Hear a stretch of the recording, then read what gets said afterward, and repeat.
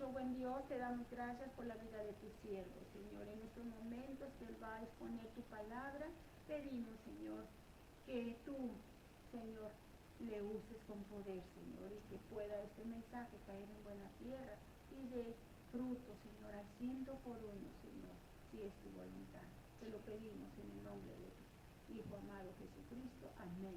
Amén. Amén. Amén. Amén. Pueden sentarse, mis amados hermanos. Y el día de hoy he intitulado a mi mensaje La veracidad de la creación 2. La veracidad de la creación 2. Mis amados, como ustedes recordarán, la vez pasada les dije, hermanos, que la humanidad siempre creyó, hermanos, en la creación divina.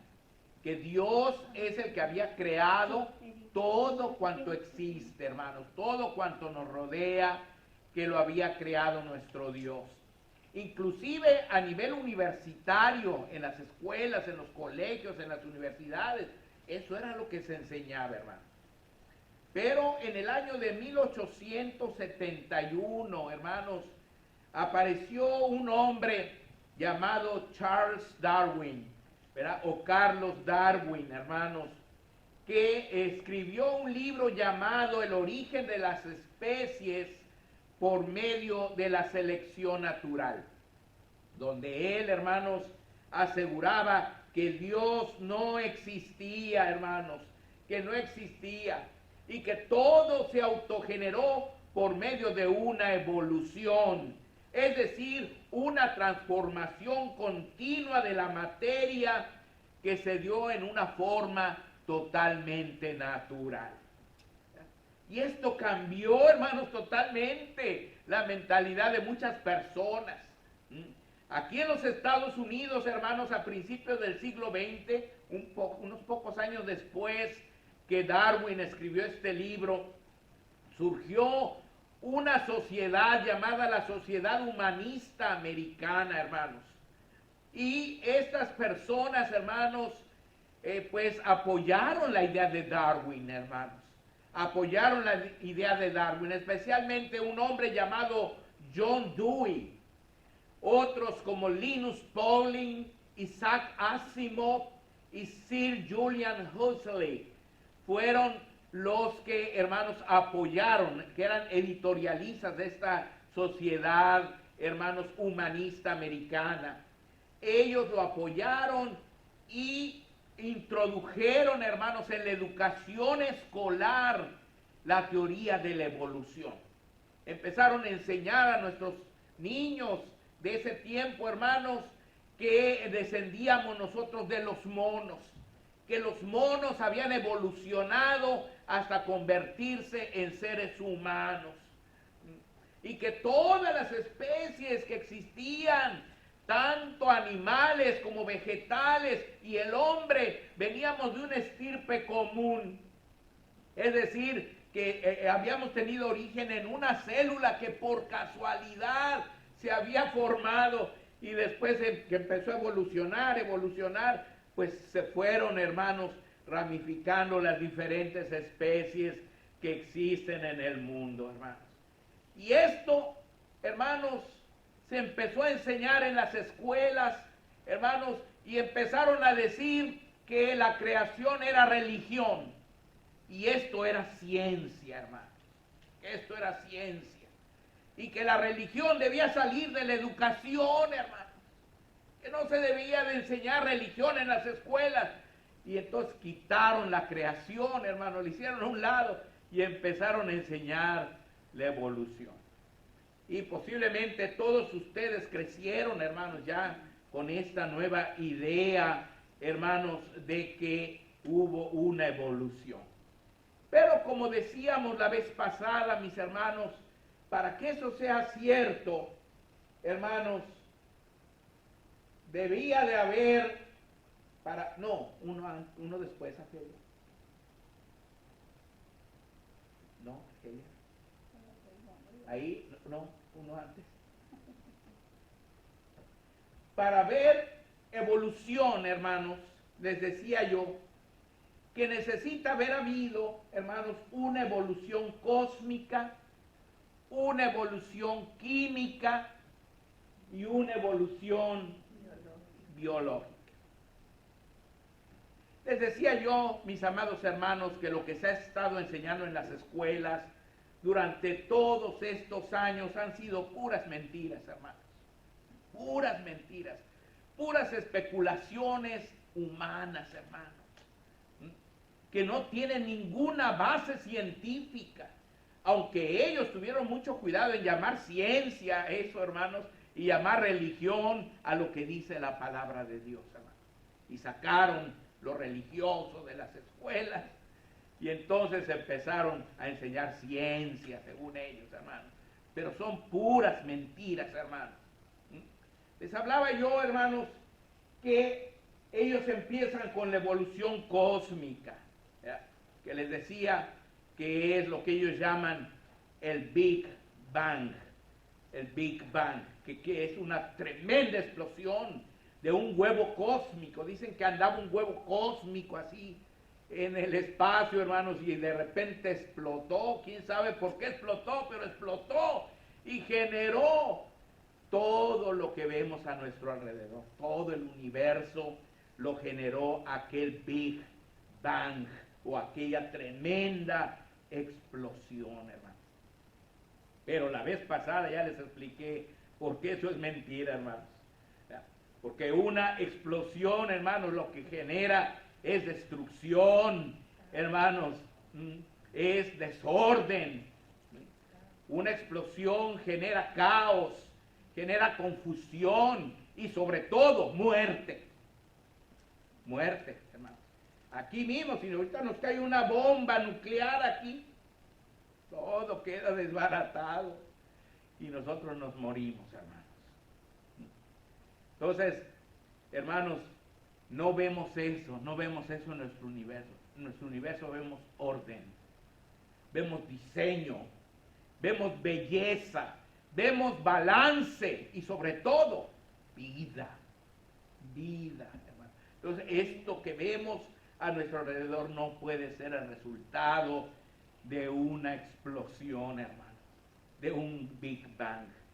Esto tiene un origen, hermanos, de una persona muy sabia, hermanos, que puso cada cosa en su lugar, hermanos.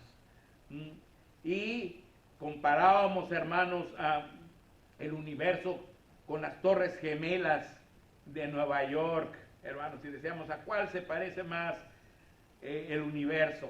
A las Torres Gemelas el 10 de septiembre de 2001, cuando estaban ahí paraditas, así bien bonitas, bien preciosas, o a las del 11 de septiembre, cuando está todo hecho bolas ahí, después del Big Bang, que pasó en Nueva York, hermanos, con esos aviones que entraron a las torres y las desbarataron, hermanos, que no se sabía ni qué era, estaba hecho un caos, todas esas torres gemelas, hermanos, por ese Big Bang. ¿A qué se parece el universo? Es una foto ahí del universo, de las galaxias, ¿verdad? ¿A qué se parece más, hermanos? A las torres del 10 de septiembre, hermanos. Preciosas, bonito, el universo es algo maravilloso. Ahora más con el telescopio Webb que mandaron, hermanos, ese telescopio que está mandando unas fotos increíbles de todas las galaxias de nuestro universo. Ahora, el día de hoy vamos a hablar, hermanos, del siguiente punto. ¿Hubo evolución química? ¿Hubo evolución química? La evolución química de la primera célula viva cae en el mismo problema que la evolución cósmica, hermanos. Pues para ser cierta, requeriría el haberse realizado dentro de una atmósfera con condiciones especiales y totalmente diferentes al de nuestra atmósfera, que es una atmósfera oxidante. Vean ustedes, nuestra atmósfera, hermanos, es oxidante. la atmósfera en la que vivimos nosotros, aquí en la tierra, está compuesta por vapor de agua, oxígeno, dióxido de carbono y nitrógeno. Eso es lo que forma, esos gases son los que forman nuestra atmósfera en la que nosotros vivimos. Y se le llama oxidante porque todo lo oxida. Todo lo oxida. Nuestra atmósfera por el oxígeno libre que hay aquí, ¿verdad? Que no necesitamos nosotros para respirar. Todo lo oxida, por eso se le llama oxidante. Entonces los evolucionistas reconocen que en estas condiciones de nuestra atmósfera es imposible que material inerte pueda formar una célula viva o se pueda transformar en una célula viva, hermanos. Es imposible porque la atmósfera iba a oxidar todo ese producto, hermanos. Esas moléculas que se juntaran para formar una célula viva se iban a oxidar. Es imposible. Entonces ellos dicen que nuestra atmósfera fue reductora en un tiempo. Que fue reductora, que es la que está de aquel lado. Es decir, tenía otros gases muy diferentes, que son el metano, el amoníaco, el hidrógeno y el vapor de agua. Dicen, era una atmósfera reductora cuando se formó esa primera célula viva, es decir, la evolución química. Ahora, pero ¿quién estuvo en ese tiempo, hermanos? ¿Quién estuvo en el mundo en el tiempo cuando supuestamente la atmósfera fue reductora? Nadie, hermanos. Nadie. La atmósfera siempre ha sido oxidante, hermanos. Desde que hay vida en el mundo, desde que nosotros estamos aquí como seres humanos, siempre la atmósfera ha sido oxidante, porque de otra manera nos moriríamos. ¿Cómo respiramos? Entonces, eso de que fue reductora, hermanos, en un tiempo, es una especulación también. Es una invención, hermanos. Y que tiene la fuerza que decir que fue reductora, porque de otra manera, ¿cómo se podría formar la primera célula viva? Porque en nuestra atmósfera no se puede formar. Entonces, tienen un gran problema en eso los científicos evolucionistas, mis amados hermanos. Ahora, las evidencias científicas nos dicen que nuestra atmósfera es oxidante, en la cual es imposible la evolución química, pues los elementos inertes que supuestamente originaron por accidente y al juntarse la primera célula viva, se hubieran oxidado durante dicho proceso. Pero ¿cómo podemos demostrar que nuestra atmósfera alguna vez fue reductora? Esta especulación humana tenemos que aceptarla por fe. Por fe. Lo que otra vez demuestra que la evolución, hermanos, es una religión. Es una religión. Creer en la evolución necesita de fe. Ahora, hermanos, alguien podría decir, bueno, ¿y quién estuvo ahí cuando Dios creó a Adán y a Eva? ¿Quién estuvo ahí cuando Dios creó el universo? ¿Quién tomó video? ¿Quién tomó fotos cuando Dios estaba haciendo el sol, la luna, las estrellas? También tenemos que aceptarlo por fe. También tiene que ser por fe, hermanos. Pero la gran diferencia, mis amados hermanos, es que nuestro Creador no solamente se reveló a nosotros o se dio a conocer en la creación, hermanos. Como dice la Biblia, los cielos cuentan la gloria de Dios. El universo, ¿verdad? Los astros, todo, muestran la obra de sus manos, ¿no? Hermanos, Dios no solamente se dio a conocer, hermanos, en la creación, sino se ha estado dando a conocer a lo largo de las edades, hermanos. Esa es la gran diferencia. Por ejemplo, mis hermanos, Dios manifestó, hermanos, su existencia y su poder, no solamente en la creación, pero también en el diluvio. En el diluvio. Otro más, Argelia. Fíjense, en Génesis 6, del 12 al 14, dice así: y miró Dios la tierra, y he aquí que estaba corrompida, porque toda carne había corrompido su camino sobre la tierra. Dijo pues Dios a Noé: he decidido el fin de todo ser, porque la tierra está llena de violencia a causa de ellos. Y he aquí que yo los destruiré con la tierra. Hazte un arca de madera de gofer, harás aposentos en el arca, y la calafatearás con brea por dentro y por fuera. Y como sabemos, hermanos, Noé empezó a construir esa arca, hermanos, y toda la gente se burlaba de él. Todos se burlaban. Nadie creía porque la estaba construyendo en la tierra, en el cerro allá. Y decían, pues, ¿para qué está construyendo una embarcación aquí en el cerro? Porque Dios le había dicho que iba a venir un diluvio, hermanos. Que iba a venir un aguacero tan grande que iba a inundar toda la tierra, hermanos. Y todos iban a morir. Así que él, hermanos, empezó a predicarles, empezó a decirles, va a venir un diluvio, pero la gente no creía, hermanos. La gente no creía. Dice Dios: y he aquí que yo traigo un diluvio de agua sobre la tierra, para destruir toda carne en que haya espíritu de vida debajo del cielo. Todo lo que hay en la tierra morirá. Mas estableceré mi pacto contigo, y entrarás en el arca tú, tus hijos, tu mujer y las mujeres de tus hijos contigo. Y de todo lo que vive, de toda carne, 2 de cada especie meterás en el arca, para que tengan vida contigo. Macho y hembra serán. De las aves según su especie, y de las bestias según su especie, de todo reptil de la tierra según su especie, 2 de cada especie entrarán contigo, para que tengan vida. Y toma contigo de todo alimento que se come, y almacénalo, y servirá de sustento para ti y para ellos.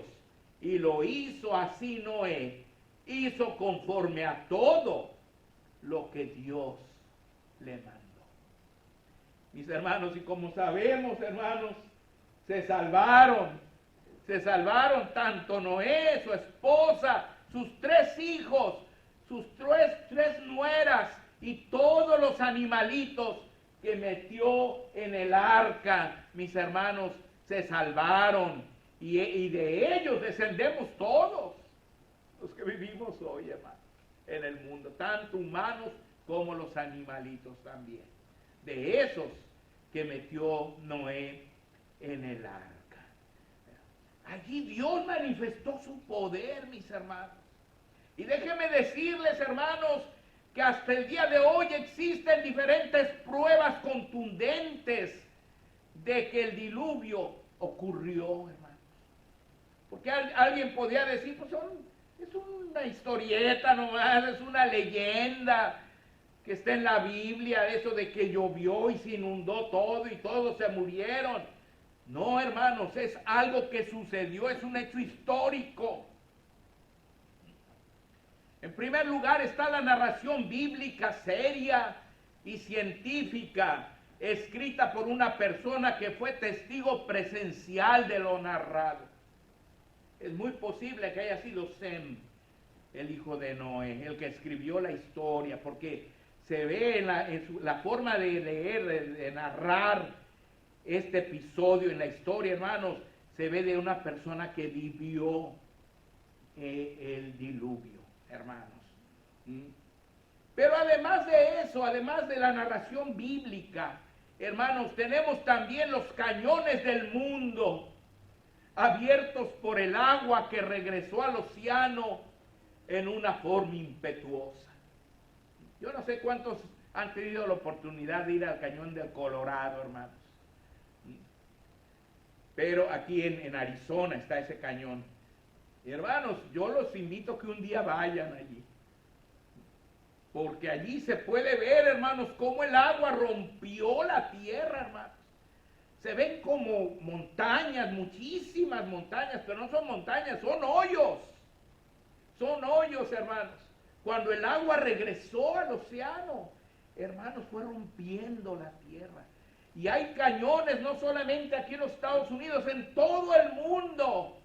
Hay cañones, hermanos, que son, hermanos, la prueba de que el agua regresó al océano y abrió brechas así grandes, hermanos, en todo el mundo, porque vino con una fuerza tremenda al regresar al océano, mis hermanos.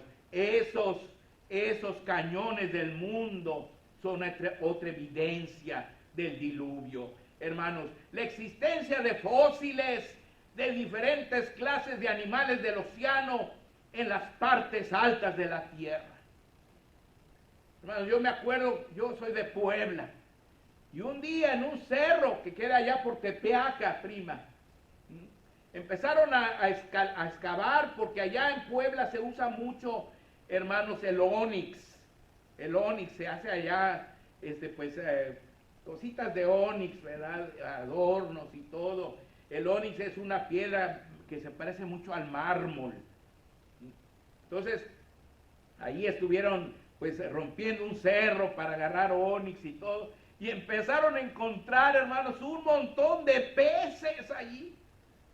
Este es un lugar que está lejísimos del mar, hermanos, y está en la parte alta, y encontraron un montón de fósiles de peces, es decir, de peces petrificados.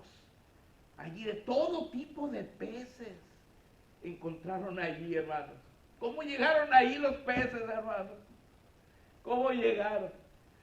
Y en todo el mundo hay animales marinos, animales del mar en los montes, hermanos. Quiere decir que un día estuvo todo inundado. Allá anduvieron los pececitos. Cuando se fue el agua, pues ahí quedaron atrapados y ahí se petrificaron, hermanos. Así que esos fósiles, hermanos, de los diferentes animales del océano en las partes altas de la tierra son otra evidencia del diluvio, mis hermanos. El reciente descubrimiento del arca de Noé en el monte Ararat. La Biblia dice que el arca de Noé, hermanos, finalmente encalló en el monte Ararat. Después de un año que anduvo, hermanos, sobre el agua flotando, fue y se atoró en un monte de Ararat. Esa arca ya ha sido encontrada el día de hoy, hermanos. Ya la encontraron allí en el monte Ararat. Está el arca de Noé, hermanos. Por supuesto, pues ya son ruinas del arca, pero ahí está, se ve toda la forma y todo de esa embarcación que hizo Noé, mis hermanos. Además, la mención del diluvio en la literatura de las civilizaciones más antiguas del mundo, además de la Biblia. El diluvio no nada más se menciona en la Biblia, hermanos. El diluvio se menciona en las diferentes civilizaciones, en los libros más antiguos, de los babilonios, de los asirios, de los egipcios, hasta de los mayas y de otras civilizaciones antiquísimas, hermanos, del mundo. Se menciona que hubo un diluvio. No nada más viene la información de la Biblia, hermanos, sino de muchos documentos antiguos que dan evidencia de que el diluvio fue verdad, hermanos. Las capas de tierra expuestas en los cañones del mundo que dan evidencia de las diferentes zonas ecológicas antediluvianas. En los cañones se ven las capas de tierra que hay, hermanos. Y algunos decían, los evolucionistas, que ahí estaba la evidencia de las diferentes etapas, de los millones de años que han ido pasando. Pero, hermanos, se han encontrado capas que van en un orden que dicen los evolucionistas, pero otras se han encontrado al revés. Las que supuestamente son más modernas se han encontrado hasta abajo y las más antiguas hasta arriba. Entonces se ha llegado a la conclusión que no son eras geológicas de las que hablan esas capas de la Tierra, sino son zonas ecológicas.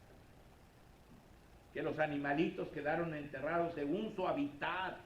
O sea, todos los marinos quedaron en una capa, todos los del desierto en otra, todos los de la selva en otras, así en diferentes partes del mundo hay, hermanos, capas de la tierra, y esas son también evidencias del diluvio. El arco iris, hermanos, apareciendo cada vez que termina de llover. Dios dijo, cuando se terminó el diluvio, apareció el arco iris por primera vez. Y dijo, he aquí mi arco sobre las nubes, dice, y ahora cada vez que llueva, dice, va a aparecer mi arco, y yo me voy a acordar del pacto que hice con ustedes, de que no va a haber otra vez un diluvio para destruir la tierra. Hermanos, y el diluvio, el arco iris aparece después de llover. Tristemente hoy día, hermanos, se ha tomado el arco iris como símbolo de los gays, hermanos. Como símbolo de los gays. Qué triste, hermanos, que se haya agarrado este arco iris, hermanos, que Dios lo puso, hermanos, como una señal del pacto que hizo con Noé, de que no va a haber otro diluvio, que ahora se use como símbolo de los gays, hermanos. Pero como un pastor ha dicho, el arco iris tiene 7 colores. Tiene 7 colores. La bandera de los gays nomás tiene 6 colores. Porque el 6 es el número del hombre, pero el 7, el número perfecto, es el de Dios, hermanos. Ahora, mis hermanos, el dibujo del nivel del agua en muchas montañas altas. No sé si lo han visto ustedes, a mí me ha tocado ver, hermanos, ir en la carretera, ver las montañas altas y ver, hermanos, dibujado el nivel del agua, de cómo fue descendiendo poco a poco el agua. Ustedes saben que el agua erosiona, es decir, va rompiendo los montes, y que como duraba mucho en un nivel, duró mucho para ir bajando, pues fue dejando su dibujo el agua, hermanos. Y hay muchas partes del mundo donde se pueden ver, hermanos, esos niveles del agua, hermanos. También tenemos la descongelación paulatina del hielo polar por el calentamiento global. Hermanos, se está descongelando el polo norte, se está descongelando el polo sur por el calentamiento global, y esto representa un verdadero peligro de que la tierra se vuelva a inundar, indicando que gran parte del agua del diluvio se congeló en los polos. Que muchos dicen, bueno, y si de veras inundó la tierra, ¿a dónde está el agua que inundó la tierra? Se congeló en los polos, hermanos. Pero ahora que se está descongelando, por eso hay tsunamis, por eso hay inundaciones, por eso las inundaciones duran mucho más tiempo que antes, hermanos. Y por eso hay tantos problemas hidráulicos en el mundo, porque cada vez los polos van soltando más agua, se van cayendo los icebergs, hermanos, se van desbaratando y convirtiendo en agua, hermanos, y el volumen del mar va crece y crece y crece por el calentamiento global, hermanos, que por cierto lo produjimos nosotros al romper la capa de ozono que estaba cubriendo la tierra y protegiéndola de los rayos ultravioletas del sol, hermanos. Entonces vean ustedes cómo, hermanos, todo nos demuestra que la Biblia dice la verdad. El descubrimiento, hermanos, de fósiles de animales tropicales en los polos, que indica que antes del diluvio la tierra tenía un clima uniforme y óptimo para la vida, porque el agua que Dios puso sobre la atmósfera producía un ambiente general de invernadero.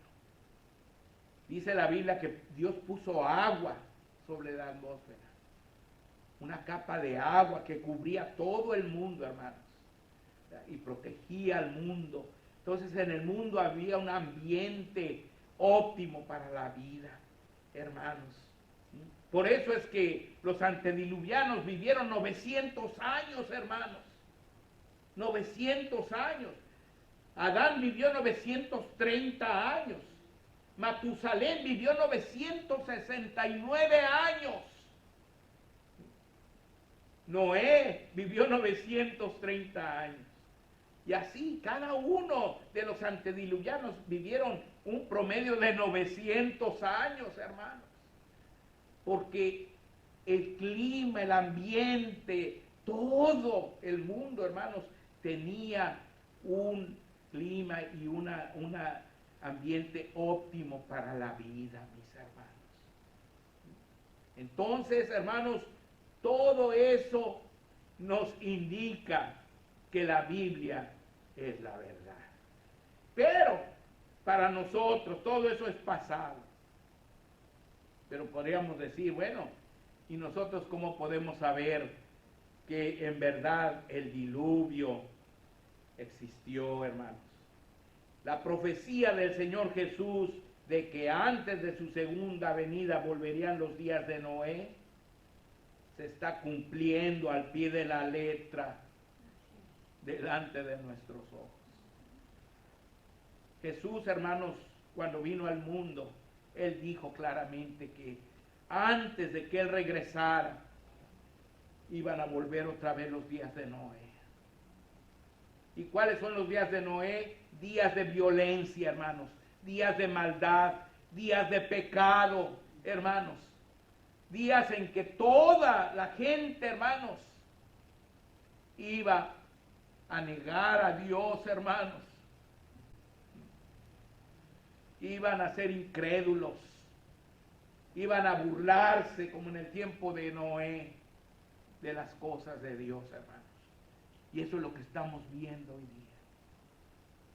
En nuestros ojos se está cumpliendo, mis hermanos, lo que nuestro Señor Jesús dijo sobre el diluvio. Vean ustedes, hermanos. Entonces, mis amados hermanos, la Biblia, la palabra de Dios, tiene la razón, hermanos. Es verdad que por fe tenemos que aceptar que Dios nos creó. Porque no hubo nadie allí tomando fotos cuando Dios creó a Adán. Así como no hubo nadie cuando hubo supuestamente la atmósfera reductora que dicen los evolucionistas. Pero la diferencia es que Dios no nada más se manifestó allí, se siguió manifestando. Se siguió manifestando. Y mis hermanos, hoy vimos lo que es el diluvio. El diluvio, que fue la vez que Dios manifestó su poder y su existencia. Hermanos, y como todo, hermanos, dice que efectivamente es verdad. Argelia, si quiere regresarlo a donde estaba, por favor.